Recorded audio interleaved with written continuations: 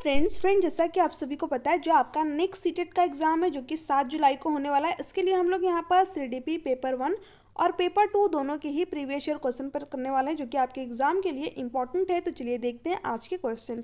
यहाँ पर आपका फर्स्ट क्वेश्चन दे रखा है, बच्चों के बारे में निम्नलिखित कथनों में से कौन से सही है ना। आपको ऑप्शन दे रखा है, बच्चे जानकारी के निष्क्रिय प्राप्त करते हैं। देखिए, जो बच्चा होता है वो जानकारी का सक्रिय प्राप्त करता होता है ना, तो ये ऑप्शन आपका यहाँ पर होगा नहीं, क्योंकि बच्चा क्या करता है, अपने ज्ञान का निर्माण स्वयं करता है। वैसे भी जो आपका निष्क्रिय वर्ड है ये क्या है, निगेटिव वर्ड है। जिस भी ऑप्शन में आपको ये दिखे वो ऑप्शन आपका नहीं होगा। तो देखिए, ए आपका यहाँ पर भी दे रखा है, यहाँ पर भी दे रखा है और यहाँ पर भी दे रखा है, तो ये तीनों ऑप्शन क्या हो गया, आपके गलत हो गए। यहाँ पर हमें अपना राइट आंसर पता चल गया।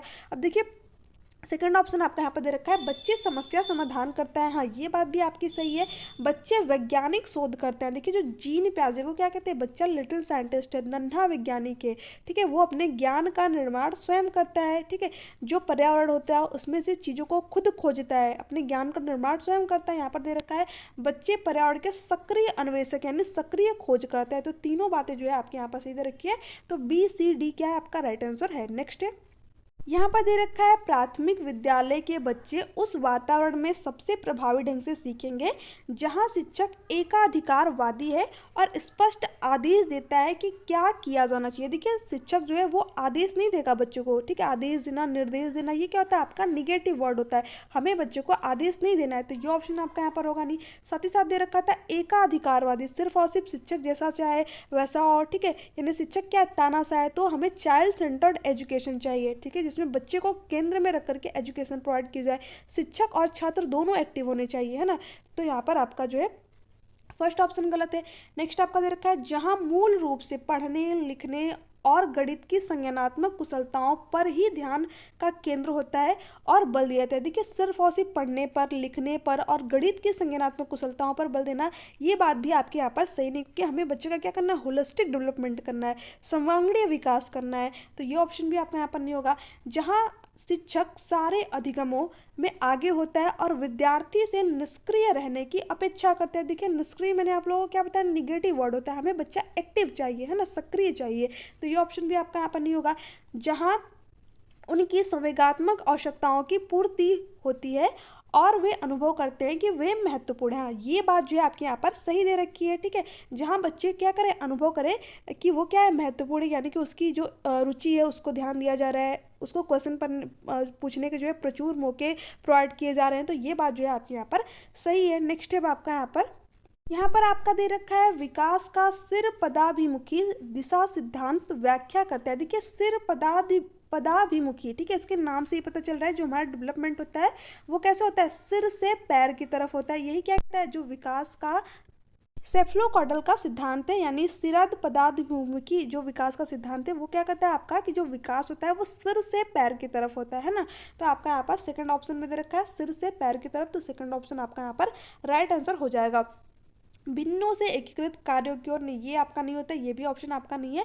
सामान्य से विशिष्ट कार्यों की ओर नहीं, ये सारे गलत दे रखा है। जो ये सिद्धांत के बारे में पूछ रहा है, तो इसलिए आपका यहाँ पर सेकंड ऑप्शन जो है राइट आंसर हो जाएगा। नेक्स्ट है, अब देखिए यहाँ पर क्वेश्चन पूछा है, भाषा विकास के लिए सबसे संवेदनशील समय निम्नलिखित में से कौन सा है। ठीक है, ऑप्शन दे रखा है, मध्य बचपन का समय, वयस्कता अवस्था, प्रारंभिक बचपन का समय, जन्म पूर्व का समय। देखिए, जो भाषाई विकास के लिए, लैंग्वेज डेवलपमेंट के लिए सबसे सेंसिटिव पीरियड होता है वो कौन सा होता है, 2 से 6 साल का पीरियड। ठीक है, यानी बच्चा किस एज में हो जाएगा, प्रारंभिक बचपन का समय जो होता है वो लैंग्वेज डेवलपमेंट के लिए सबसे बेस्ट होता है, सबसे सेंसिटिव पीरियड होता है ना। तो आपका यहाँ पर जो है थर्ड वाला ऑप्शन राइट आंसर हो जाएगा। अगर मध्य बचपन की बात करें तो ये तो आपका 7 से 11 साल हो जाएगा, तो ये आपका ऑप्शन यहाँ पर नहीं होगा। वयस्कता तो आपका वैसे भी नहीं होगा। जन्म पूर्व का समय नहीं, जो सबसे सेंसिटिव होता है वो 2 से 6 साल का समय होता है ना। तो आपका यहाँ पर जो है थर्ड वाला ऑप्शन राइट आंसर हो जाएगा। देखिए, क्वेश्चन इंपॉर्टेंट है, ध्यान में रखिएगा, आपके एग्जाम में जो है पूछा हुआ है, कई बार जो है यही पूछ लिया है कि भाषाई विकास के लिए सबसे सेंसिटिव पीरियड कौन सा होता है, तो पूर्व बाल्यावस्था, प्रारंभिक बचपन, ठीक है, अर्ली चाइल्डहुड। तो आप लोग ध्यान में रखिएगा। नेक्स्ट स्टेप आपका यहाँ पर पर नेक्स्ट क्वेश्चन है, लेव वाइगोस्की के अनुसार संज्ञानात्मक विकास का मूल कारण है। देखिए जो लेव वाइगोस्की है वो क्या कहेंगे, जो बच्चे का संज्ञानात्मक विकास होता है, कॉग्निटिव डेवलपमेंट होता है, उसमें 3 चीज़ इंपॉर्टेंट होती है ना। ये किसकी बात करेंगे, SCL यानी समाज की बात करेंगे, संस्कृति की बात करेंगे और लैंग्वेज की बात करेंगे। ठीक है, बच्चा क्या करता है, अपने समाज के थ्रू चीज़ों को सीखता है, तो उसके जो कॉग्निटिव डेवलपमेंट यानी संज्ञानात्मक विकास होता है उसमें समाज की उसकी महत्वपूर्ण भूमिका होती है, संस्कृति की महत्वपूर्ण भूमिका होती है और भाषा की महत्वपूर्ण भूमिका होती है। तो ये 3 चीज़ों को आप ध्यान में रखिएगा। लेव वाइगोस्की के से बनने वाले ज़्यादातर क्वेश्चन आपके गलत नहीं होंगे, है ना। देखिए यहाँ पर क्या दे रखा है, सामाजिक अन्योन क्रिया। हाँ, ये समाज की ही तो बात करते हैं, बच्चा क्या करता है, समाज से ही चीज़ों को सीखता है, मैंने अभी आप लोगों को बताया। तो ये ऑप्शन आपका यहाँ पर सही दे रखा है। मानसिक प्रारूपों स्कीमास का समायोजन। देखिए स्कीमा जो वर्ड है ना, ये जीन प्याजे ने दिया है, तो यहाँ पर तो उनके बारे में पूछा नहीं है, तो ये ऑप्शन आपका यहाँ पर नहीं होगा। उद्दीपक अनुक्रिया, तो ये जो है आपके थॉर्नडाइक से रिलेटेड है, तो ये ऑप्शन भी आपका यहाँ पर नहीं होगा। संतुलन, ये इसकी बात भी जो है जीन प्याजे से रिलेटेड है। ठीक है, ये तीनों के तीनों ऑप्शन आपके यहाँ से कटेंगे, यहाँ पर आपका फर्स्ट ऑप्शन राइट है। नेक्स्ट है आपका, देखिए दे रखा है आपका यहाँ पर, जीन प्याजे के अनुसार अधिगम के लिए निम्नलिखित में से क्या आवश्यक है। वयस्कों के व्यवहार का अवलोकन। देखिए नकल की बात ये नहीं करेंगे, क्योंकि बच्चे क्या है, एक्टिव कंस्ट्रक्टिविज्म में, ये बच्चे को ज्ञान का सक्रिय निर्माता बताते हैं।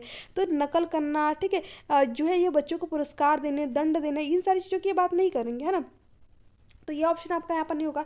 ईश्वरीय न्याय पर विश्वास, देखिए इसकी बात भी जो है इन्होंने नहीं की है। शिक्षकों और माता पिता द्वारा पुनर्वलन, इसकी बात जो है स्किनर करते हैं, जीन पैसा नहीं करते हैं, तो ये ऑप्शन भी आपका यहाँ पर नहीं होगा।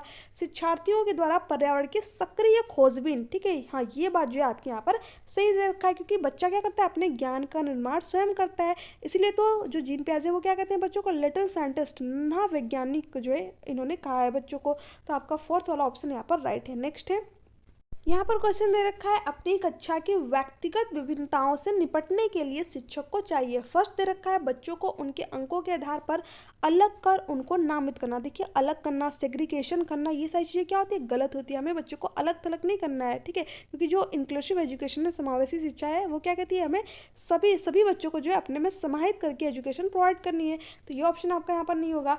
बच्चों से बातचीत कर और उनके दृष्टिकोण को महत्व दे। हाँ ये बात जो है आपके यहाँ पर सही दे रखी है, ठीक है, क्योंकि जो बच्चा है उसके अंदर क्या इंडिविजुअल डिफरेंसेस है, व्यक्तिगत विभिन्नता है, तो हमें क्या करना चाहिए, प्रत्येक बच्चे के दृष्टिकोण, ठीक है, उसे जो है बातचीत करनी चाहिए। तो यहाँ पर आपका सेकंड वाला ऑप्शन जो है राइट आंसर हो जाना चाहिए। जहाँ पर बच्चा जो है इंपॉर्टेंट समझा जाता हो, जहाँ पर बच्चा एक्टिव हो, वो ऑप्शन क्या होता है, सबसे अप्रोप्रिएट होता है, सबसे बेस्ट होता है। नेक्स्ट आपका दे रखा है, बच्चों के विद्यार्थियों के लिए कठोर नियमों को लागू करना। देखिए कठोर नियम हमें नहीं लागू करने हैं, ठीक है, यहाँ पर आपका जो है थर्ड ऑप्शन गलत हो जाएगा, क्योंकि हमें फ्लेक्सिबिलिटी चाहिए, लचीलापन चाहिए, कठोर नियम नहीं चाहिए। तो यहाँ पर आपका थर्ड ऑप्शन नहीं होगा। शिक्षण का आकलन के समान और मानक तरीके हो। देखिए जब बच्चे के अंदर इंडिविजुअल डिफरेंसेस है ना, व्यक्तिगत विभिन्नता है, तो हम प्रत्येक बच्चे के लिए सेम आकलन कैसे कर सकते हैं ना। तो हमें बच्चे का क्या करना चाहिए, अलग अलग तरीके से आकलन करते रहना चाहिए, क्योंकि बच्चे के अंदर क्या इंडिविजुअल डिफरेंसेस है, व्यक्तिगत विभिन्नता है। तो ये ऑप्शन भी आपका यहाँ पर नहीं होगा। नेक्स्ट है, आकलन उद्देश्यपूर्ण होता है यदि इससे विद्यार्थियों और शिक्षकों को प्रतिपुष्टि फीडबैक प्राप्त हो। हाँ यही जो है आपके यहाँ पर सही दे रखा है। आकलन उद्देश्यपूर्ण कब होता है, जब जो विद्यार्थी है और जो शिक्षक है उसको जो है फीडबैक मिले, है ना। नेक्स्ट आपका दे रखा है, यह केवल एक बार वर्ष के अंत में हो, नहीं, हमें फॉर्मेटिव जो है असेसमेंट करना चाहिए। फॉर्मेटिव और समेटिव आकलन की जो है आपकी एनईपी बात करनी, यानी हमें निरंतर लगातार जो है बच्चों का आकलन करते रहना चाहिए। तो ये बात आपका यहाँ पर गलत दे रखा है। केवल वर्ड क्या होता है आपका, निगेटिव वर्ड होता है, तो वैसे भी आपका ऑप्शन हो नहीं होगा। विद्यार्थियों की उपलब्धियों में अंतर करने के लिए, देखिए हमें अभी आपने बताया कि विद्यार्थी से जो है एक विद्यार्थी की कंपेयर नहीं करना है, तुलना नहीं करनी है हमें, तो ये ऑप्शन भी आपका यहाँ पर नहीं होगा। इससे विद्यार्थियों में भय और तनाव, देखिए भय पैदा करना, तनाव पैदा करना, विद्यार्थियों को किसी भी प्रकार का दंड देना, पुरस्कार देना, ये सारे क्या होते हैं आपके निगेटिव वर्ड होते हैं, हमें इनसे बचना है। तो ये ऑप्शन भी आपका यहाँ पर नहीं होगा। तो हमारा यहाँ पर फर्स्ट ऑप्शन राइट है। नेक्स्ट है, राष्ट्रीय पाठ्यचर्या की रूपरेखा NCF 2005 के अनुसार शिक्षक की भूमिका। देखिए जो शिक्षक होता है किसके अकॉर्डिंग, NCF, ठीक है, जो आपकी NCF है वो क्या कहती है, शिक्षक एज ए फैसिलिटेटर होना चाहिए, एज ए सुविधादाता होना चाहिए, है ना। तो आपका यहाँ पर थर्ड वाला ऑप्शन जो है राइट आंसर हो जाएगा। शिक्षक क्या होना चाहिए, फैसिलिटेटर, यानी बच्चे की जैसी ज़रूरत हो उसको उसके अकॉर्डिंग जो है चीज़ें प्रोवाइड करे, क्योंकि जो सिस्टम होता है वो बच्चे के लिए बना है, बच्चा सिस्टम के लिए नहीं बना है ना। तो आपका जो है यही आपकी एनसीएफ कहती है 2005। तो यहाँ पर आपका थर्ड ऑप्शन जो है राइट आंसर हो जाएगा। सत्तावादी नहीं होना चाहिए, सिर्फ और सिर्फ शिक्षक जो है बच्चों पर थोप दे कि ज्ञान ऐसे पढ़ो वैसे पढ़ो, ठीक है, सत्तावादी नहीं होना चाहिए। अनुमति परक भी नहीं होना चाहिए, अधिनायकी भी नहीं होना चाहिए। ये सारी चीज़ें आपकी यहाँ पर गलत दे रखी है, यहाँ पर थर्ड ऑप्शन जो है आपका राइट है। नेक्स्ट है, अनुसंधान सुझाते हैं कि एक विविध कक्षा में अपने विद्यार्थियों से शिक्षिका की अपेक्षाएं विद्यार्थियों के अधिगम में एकमात्र निर्धारक होती है। देखिए एकमात्र, केवल, ये क्या होता है, आपके निगेटिव वर्ड होते हैं, तो ये जो है आपका यहाँ पर नहीं होगा। के साथ संबंधित नहीं मानी जाती है। देखिए जो शिक्षिका की अपेक्षाएं होती है ना, वो क्या होती हैं, विद्यार्थियों पर महत्वपूर्ण प्रभाव छोड़ती हैं। बट यहाँ पर दे रखा है के साथ संबंधित नहीं मानी जाती, तो ये भी आपका यहाँ पर गलत है। का कोई प्रभाव नहीं होता, नहीं ऐसी नहीं है। वो क्या करती है, जो शिक्षिका की अपेक्षाएं होती है एक बच्चे से, वो उस पर महत्वपूर्ण प्रभाव छोड़ती है ना। तो आपका यहाँ पर फोर्थ ऑप्शन जो है राइट आंसर हो जाएगा। नेक्स्ट है, यहाँ पर आपका दे रखा है सुनने में असमर्थ बच्चा केवल अकादमिक शिक्षा से लाभ नहीं उठा पाएगा, उसे उसके स्थान पर व्यावसायिक शिक्षा दी जानी चाहिए। देखिए ऐसा नहीं है ना, केवल वर्ड आपका क्या होता है, निगेटिव होता है। और जो है जो बच्चा होता है, ऐसा नहीं कि वो अकादमिक जो शिक्षा होती है यानी जिसमें कि सामान्य बच्चे जाते हैं उससे लाभ नहीं उठा पाएगा। क्यों नहीं उठा सकता है ना, तो ये ऑप्शन आपका यहाँ पर गलत है। नियमित विद्यालय में बहुत अच्छा कर सकता है यदि उसे उपयुक्त सुविधा और साधन उपलब्ध कराया जाए। हाँ, यही तो आपके जो है एनईपी भी कहती है, ठीक है, समावेशी शिक्षा यही कहती है। इंक्लूसिव एजुकेशन क्या कहती है, जैसे बच्चे की नीड है हमें उसके अकॉर्डिंग उसको चीज़ें प्रोवाइड की जाए तो वो जो है बहुत अच्छा कर सकता है ना। तो आपका यहाँ पास सेकंड वाला ऑप्शन जो है राइट आंसर हो जाएगा।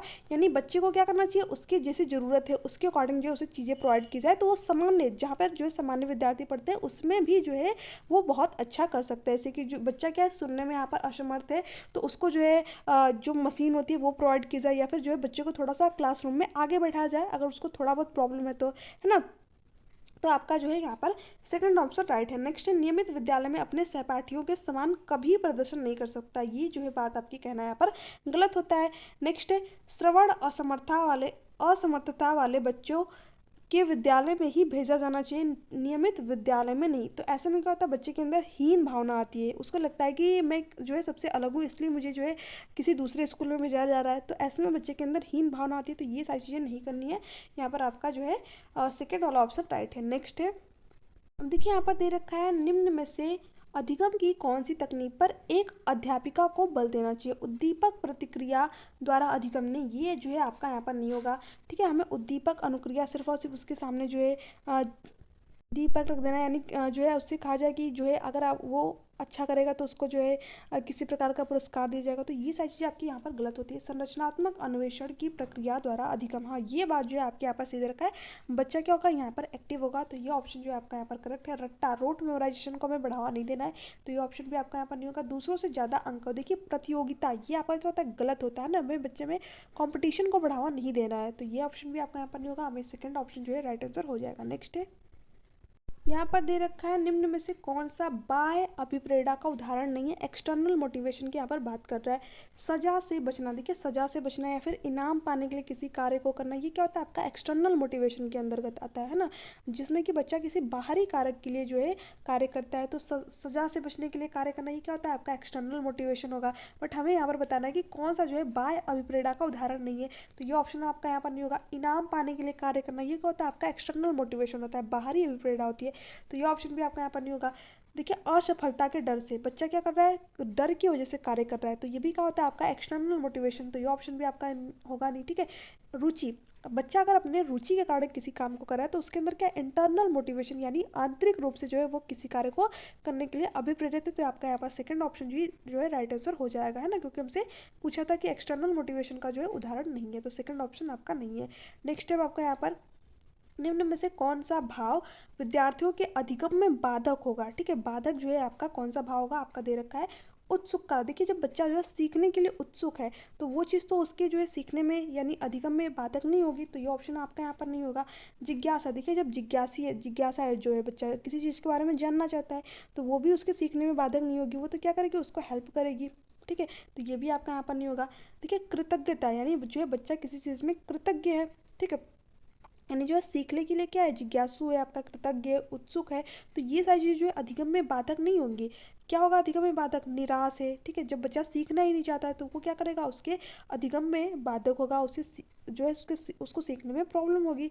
तो आपका यहाँ पर फोर्थ ऑप्शन जो है राइट आंसर हो जाएगा। तो ये थे आपके आज के क्वेश्चन कैसे लगे नीचे कमेंट सेक्शन में कमेंट करके जरूर बताइएगा। अगर वीडियो अच्छी लग रही है तो चैनल को सब्सक्राइब कर लीजिएगा, बेल आइकन को प्रेस कर दीजिएगा, ताकि जो वीडियो से रिलेटेड नोटिफिकेशन आप तक पहुँच सके। देखिए आप में से मुझे बहुत सारे अभ्यर्थी जो है पीडीएफ के लिए यहाँ पर पूछ रहे थे, तो पीडीएफ आप लोगों को जो है टेलीग्राम चैनल पे मिल जाएगी। टेलीग्राम चैनल का जो लिंक है वो नीचे डिस्क्रिप्शन बॉक्स में मैंने ऐड कर दिया है। तो आप लोग जो है वहाँ से जाकर के टेलीग्राम चैनल को ज्वाइन कर सकते हैं, और जो है वहाँ पर आपको इन क्लासेस का पीडीएफ जो है मिल जाएगा विद आंसर, ठीक है। क्योंकि आपको जो है वहाँ पर थोड़ा सा रिवीजन में हेल्प मिलेगी। तो आप लोग पहले एक बार इन क्वेश्चनों को खुद से सॉल्व कीजिए, उसके बाद में जो है ऑप्शन देख लीजिए कि आपके जो है कितने क्वेश्चन सही हुए, कितने क्वेश्चन गलत हुए, है ना, ताकि आपके जो कॉन्सेप्ट है वो वहाँ पर क्लियर होते चले। और देखिए जो ऑप्शन दे रखे हैं इन ऑप्शनों को जो है प्रॉपर एनालिसिस जरूर करिएगा।